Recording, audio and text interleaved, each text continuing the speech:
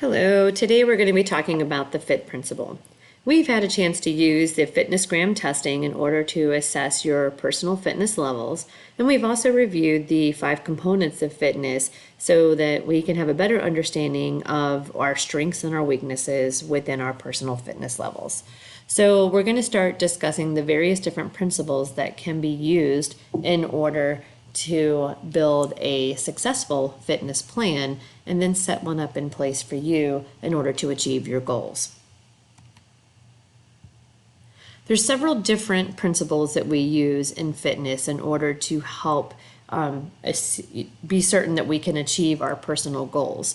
And some of those principles include specificity, progression, overload, and reversibility. Today we're going to focus in on the overload principle, which is specifically looking at how we can increase the demands on our body in order to see improvement.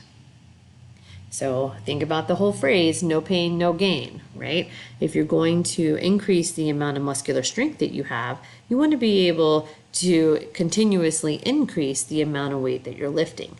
If you continue to just lift the same amount of weight every single day, you're never going to progress to a higher level. In order to achieve this, we need to make sure that we're making changes to our workout. So you're thinking, what do we change? And that's where the FIT principle comes in. If we are trying to increase our cardiorespiratory endurance, then we might want to change the type of exercise that we're doing or possibly increase the frequency. So in thinking about that, let's look at each of these letters of the acronym from FIT. So for the F, it stands for frequency, and this is really telling us how often you train. So are you going to complete a 30-minute run one time a week, or are you going to try to increase that to maybe 3 times a week in order to overload your body in order to show that growth? The second one is the I for intensity. So for intensity, we're looking at how hard you train. For cardiorespiratory training, we might be looking at our heart rate if you have a heart rate monitor, such as a Fitbit or an Apple Watch. If you don't have access to something to tell you your heart rate, then you might use something that's more of a rate of perceived exertion.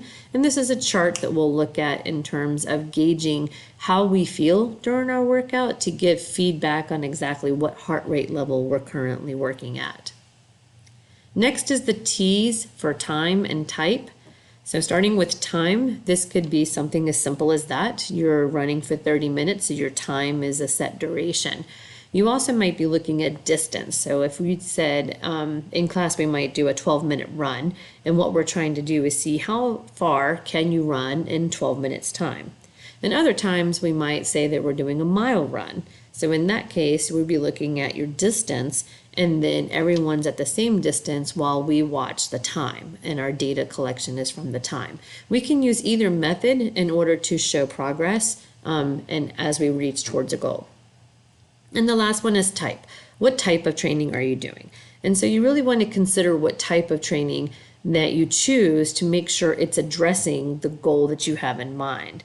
If you're trying to increase your cardiorespiratory performance in order to improve on your pacer, you don't want to spend all of your workout doing squats and leg lifts, because that's going to build a lot of strength but not necessarily do anything to help improve your heart and lung capacity to improve that cardiorespiratory performance.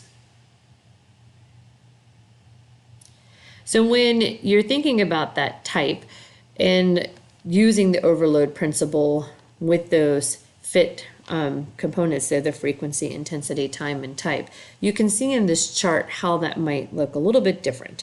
So if you're trying to increase your overall strength, you might look at the resistance training column. Maybe it's your core strength and you want to be able to hold a plank for 2 minutes, so you can build that core strength that's going to eventually help you increase the number of curl-ups that you can do. For cardiorespiratory training, we might be looking more at exercises that are going to help make our heart stronger and lungs more effective in getting that oxygen circulated through our bodies. So with that, we might look a little bit more at heart rate activities that are going to increase that heart rate, whether they're swimming in the pool or running or jumping jacks. You can even do some stationary exercises. But the key thing is that we're looking at what are the types of things that really raise my heart rate.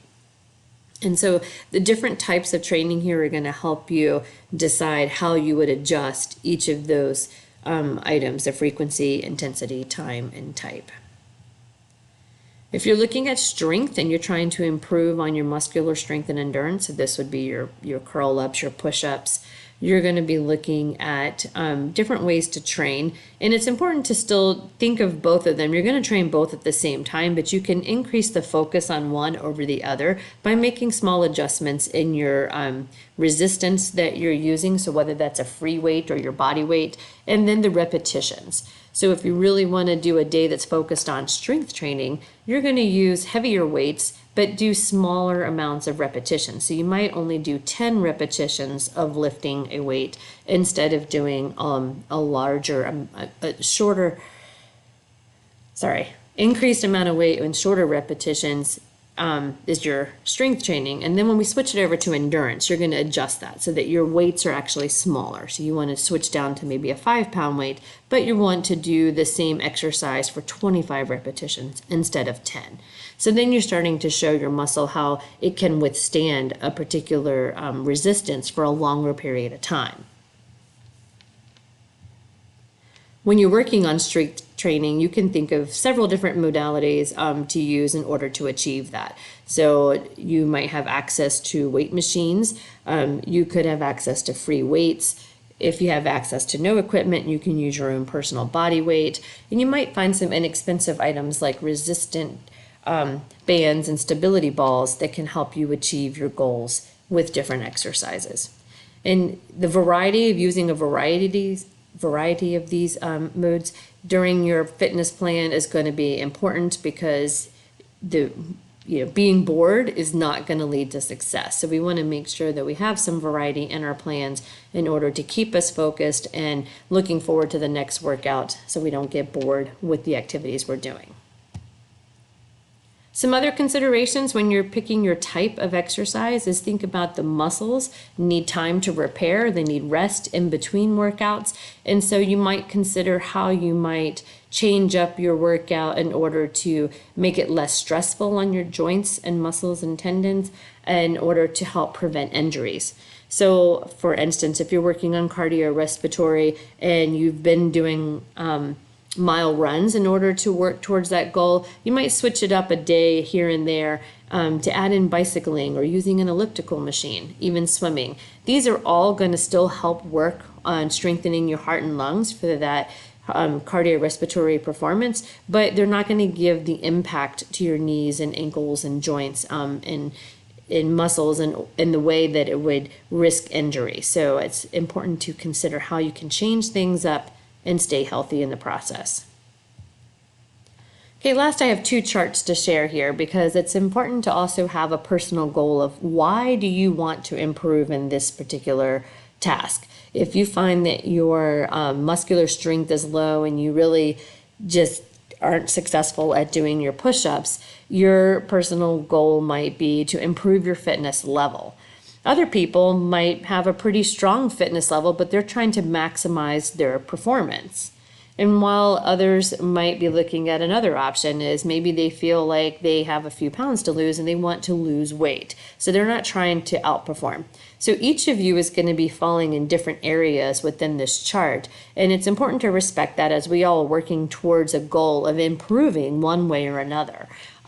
So all of these are valid reasons to start a fitness plan. And we want to make sure that we're supporting each other through the process.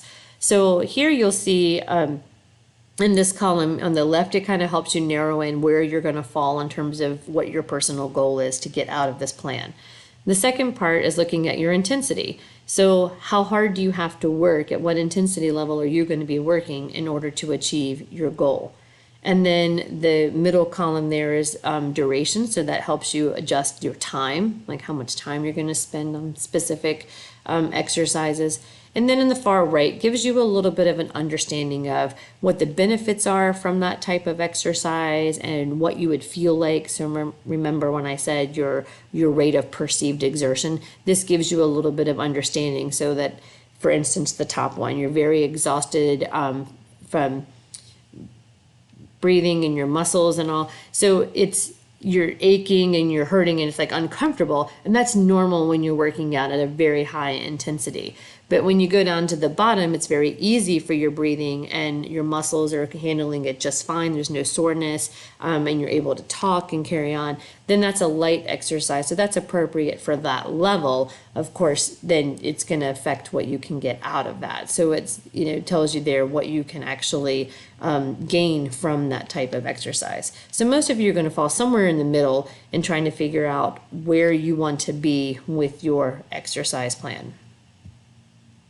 And the last one gives a good breakdown of the actual FIT principles. So you first start with that goal in the left column, and then as you work away to the right, you're going to see how to adjust your frequency, your duration, intensity, and equipment in terms of that type of exercise that you might use. So between these two charts, you should be able to kind of narrow in exactly what your fitness goal is, which component you're going to focus on, and then how you would adjust that component in order to reach your actual goal.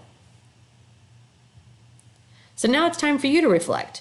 Take this information and think about your own personal fitness levels and then what goals you're going to set for yourself. How are you going to apply these principles in order to achieve those goals? So at the end of our lesson today, you're going to have an opportunity to write on a shared Padlet and tell me a little bit about what your fitness goal is, like what specifically you might want to work towards. And these can be hypothetical too. You might put one up there that's not really your fitness goal, but you can kind of plan it out. And then you're going to respond to some of your peers and practice writing a particular goal that would achieve that particular focus, and then rate it. And do you think they applied the principle correctly? Is there a little room for tweaking, and how would you do that? And then you can comment and suggest in those areas. So we're going to actually head out in just a moment to practice with a relay activity to show our understanding for this, and then we'll come back in and wrap it up.